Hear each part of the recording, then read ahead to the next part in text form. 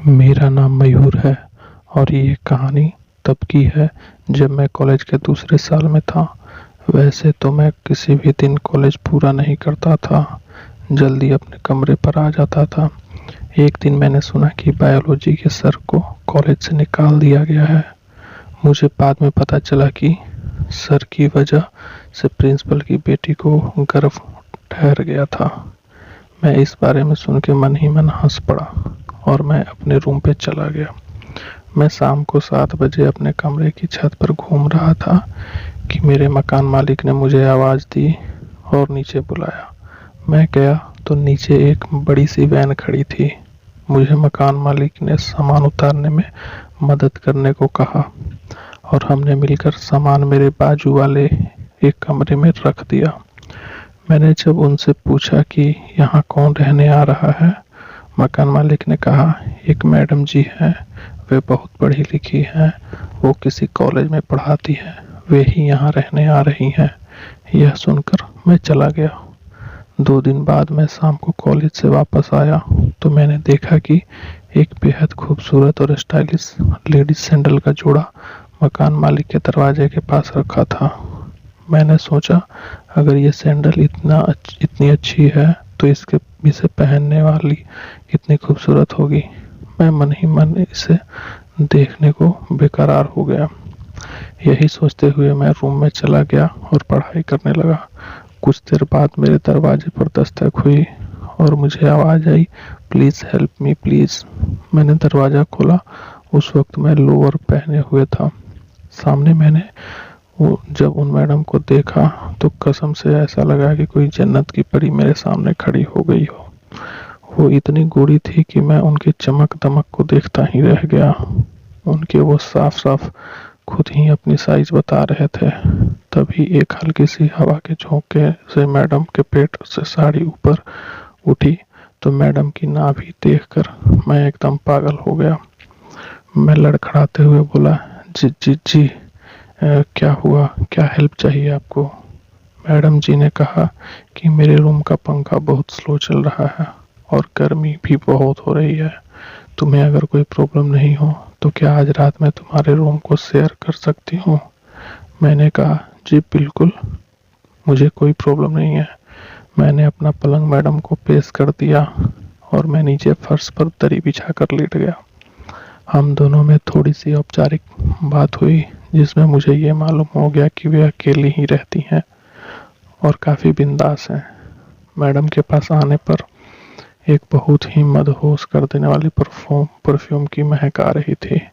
मैंने मैडम के लिए सोने का बंदोबस्त किया और खुद भी लाइट बंद करके लेट गया। तभी मैडम ने आवाज़ दी, प्लीज़ थोड़ी सी रोशनी कर देना, मुझे अंधेरे से डर लगता है। मैंने नाइट लैंप जला दिया जो बिल्कुल मैडम के विपरीत दिशा में था। फिर हम दोनों सो गए। मैंने थोड़ी देर बाद मैडम को देखा तो उस नाइट लैंप की लाइट में मैडम बहुत ही सुंदर लग रही थी। मैं तो पागल हो गया था। मैं उठा और रूम के बाहर गया। मैंने देखा कि मैडम की सैंडल बाहर ही रखी हुई थी।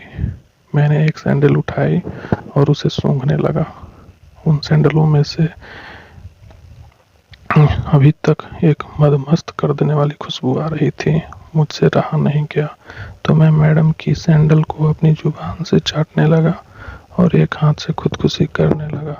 कुछ देर बाद मैंने अपना सारा सैंडल पे ही छोड़ दिया और फिर सोने चला गया। दूसरे दिन रविवार था। मैं उठकर दूध लाने गया। जब मैं वापस आया तो मैंने देखा कि मैंने सैंडल पे जो डाला हुआ था मैडम जी अपनी खूबसूरत उंगलियों से साफ कर रही थी और उसी उंगली को अपने मुंह में डाल रही थी। मुझे कुछ समझ नहीं आया तो मैंने हल्का सा खखारने की आवाज़ करके मैडम को चौंका सा दिया। मैडम झेपते हुए कमरे में चली गई। कुछ देर बाद मैडम ने नहाकर तैयार हो गई। मैं तो कब का तैयार होकर नीचे पेपर पढ़ रहा था। तभी मैडम ने मुझे आवाज़ दी, मयूर तुम जरा ऊपर आओ। मैं गया तो मैडम ने काली साड़ी पहनी हुई थी। उन्हें देखते ही मैंने कहा, मैं 2 मिनट में आता हूँ। मैं झट से बाथरूम में गया और फिर से खुदकुशी करने लगा। कुछ देर बाद मैं बाहर आया तो मैडम ने कहा, शाम को तुम और मैं कहीं घूमने चलें बाहर। मैं बोला ठीक है। फिर हम लोग घूमने चले गए। अगले दिन सोमवार था तो मैं कॉलेज चला गया। सेकंड पीरियड हमारी बायोलॉजी की है। जैसे ही मैंने सामने देखा तो हमारे प्रिंसिपल सर नई मैडम को हमारे क्लास में इंट्रो करवाने लेकर आए। मेरी तो आंखें फटी की फटी रह गई। ये बायोलॉजी की टीचर कोई और नहीं बल्कि मेरी पड़ोसी मैडम ही थी। सबने बारी बारी इंट्रो दिया। फिर मेरी बारी आई तो हम दोनों ने एक दूसरे को देखकर मुस्कुरा दिया। फिर क्लास खत्म करके मैं घर वापस आया, फ्रेश होकर बाहर आया। इतने में मैडम भी आई। तो मैंने पूछा कि आपने बताया नहीं कि आप मेरे ही कॉलेज में ज्वाइन करने वाली हो। तो वो बोली, तुमने मुझसे पूछा ही नहीं। वैसे तो बात तो सच ही है। क्या करूं दोस्तों, मैडम है ही इतनी खूबसूरत और प्यारी कि कोई भी मर्द उनको एक बार देख ले तो वो अपना सब कुछ भूल जाए और इन्हीं ख्यालों में खोया रहे। वही हाल मेरा भी हुआ। अब हम लोग रोज सुबह कॉलेज जाते और साथ में ही घर वापस आते। मजे की बात यह है कि मैं जो कॉलेज कभी कभी जाता था वो लड़का अब रोज कॉलेज जाने लगा मैडम के चक्कर में। और मैं रोज रात को मैडम के ख्यालों में रहकर खुदकुशी करता और सोचता काश कभी ऐसा मौका मिल जाए। ऐसे ही काफी समय बीत गया। हम लोग थोड़ा क्लोज होने लगे। एक बार की बात है, रविवार का दिन था तो मैं मैडम के कमरे में गया तो उन्होंने कहा, आज तुम्हारा ब्रेकफास्ट भी मैं ही बना देती हूँ। मैंने बोला ठीक है। फिर मैडम किचन में नाश्ता बनाने लगी तो मैं भी उनके पीछे पीछे किचन में चला गया और हम दोनों इधर उधर की बातें करने लगे। बातों बातों में मैंने पूछ लिया कि आपने शादी नहीं की अभी तक। तो वो कुछ नहीं बोली, मौन रही। मैं थोड़ी देर बाद बोला सॉरी। तो वो बोली, अरे नहीं, तुम क्यों सॉरी बोल रहे हो, शादी हुई थी मेरी पर ज़्यादा दिन नहीं चल पाई वो रिश्ता। मैंने पूछा क्यों, क्या हो गया। तो वो बोली, मेरा पति एक नंबर का याश आदमी था।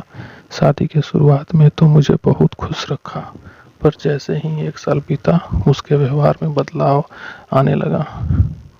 मैं कुछ बोलती तो सीधे मुंह बात नहीं करता, कुछ कहो तो इग्नोर कर देता। शायद उसका मन भर गया था मेरे से। लेकिन हद तो तब हो गई जब एक रात उसने अपने दोस्त को डिनर पर बुलाया था। सबने डिनर किया और वो लोग ड्रिंक भी किए।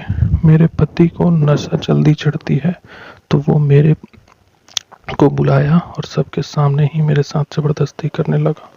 मुझे बहुत बुरा लग रहा था कि ये इंसान कितना गिर चुका है। मेरे लाख मना करने पर भी वह नहीं मान रहा था। फिर मैं उसको बोली कि ठीक है चलो कमरे में फिर कर लेना। इतने में वो बोला, जुबान लड़ाती है मेरे से।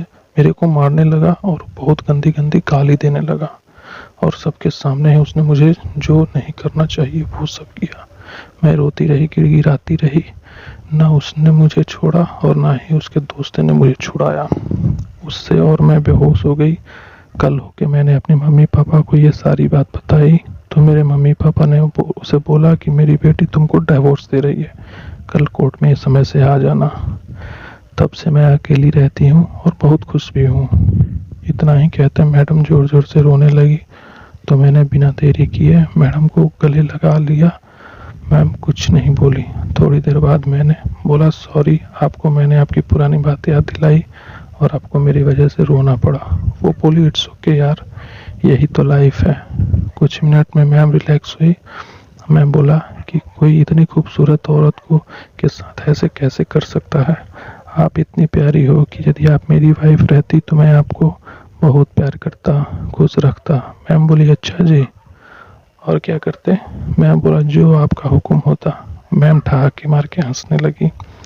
मैं बोला, सच्ची बोल रहा हूँ मैम, चलो नाश्ता करते हैं, रेडी है, आ जाओ नाश्ता करो। उसका मौका मिलेगा तो वो भी कर लेना। मैं सोचने लगा कहीं जो मैं सोच रहा हूँ वही मेरे बारे में मैम भी तो नहीं सोच रही। खैर नाश्ता करते करते मैम बोली, आज रात का क्या प्लान है तुम्हारा। मैम बोला, जो आप बोलो। मैम बोली, बाहर चलें आज डिनर पे। मैं बोला, एज यूर विश।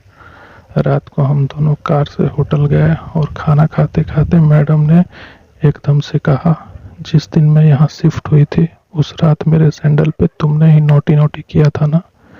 मैं एकदम से चौंक गया। मैंने कहा, क्या नोटी नोटी, ये आप किस बारे में बात कर रही हैं। तो मैडम ने सीधे बोला, मेरी सैंडल में तुम्ही ने वो वाला माल डाला था ना, मैंने देखा था तुम्हें। मैं ये सब एकदम खुला सुनकर शर्म से पानी पानी हो गया। मैं चुप रहा और खाना खाता रहा। फिर खाना खाने के बाद हम कार में बैठे और मैडम ने एक कार में पार्क किया। उन्होंने बोला, तो क्या करना है? मैंने कहा, क्या करना है मतलब? अब तो हमें घर ही जाना है ना। मैडम ने कहा, मयूर तुम तो कुछ भी नहीं समझते यार। मैं बेवकूफ़ सा आंखें झपका रहा था। तभी मैडम ने कहा, कार के शीशे ऊपर चढ़ा लो। मैंने वैसा ही किया। फिर मैडम ने कहा कि तुम अपनी आंखें बंद करो। मैंने आंखें बंद की और उसी वक्त मैडम ने मुझे कुछ किया। मैंने आंखें खोली। मैं भी अब जोरों से करने लगा। मैडम ने सिसकारते हुए कहा, मयूर धीरे करो। कुछ देर बाद मैडम बोली, अब बाकी खेल रूम पर करेंगे, चलो अब चलते हैं। हम रूम पर आ गए। मैंने मैडम को एक झटके में अपनी ओर खींचा और जम के वो सब करने की शुरुआत करने लगी। मैं भी अब कहाँ रुकने वाला था। मैं भी तो ऐसे ही इसी फिराक में था और आज मुझे वो मौका खुद चल के मेरे सामने आया है। मैडम ने मेरे मुंह में एक ही गिलास में पहले से बना हुआ रस जैसा कुछ डाला और कहा, पी लो इसे। मैंने पूरा पी लिया और टूट पड़ा वो सब करने में। हम दोनों ने वो सब किया और अब जब भी मौका मिलता तो कर लेते। मैं भी बहुत खुश रहने लगी। कुछ दिन बाद हम लोग लिविंग में रहने लगे। फिर हमने शादी कर ली। आज हम दोनों के 2 बच्चे भी हैं और मैम मेरे साथ बहुत खुश भी रहती हैं। धन्यवाद। तो कैसी लगी दोस्तों मेरी ये कहानी? उम्मीद करते हैं आप लोगों को अच्छी लगी होगी। Thank you. प्लीज़ चैनल को सब्सक्राइब करें और शेयर करें।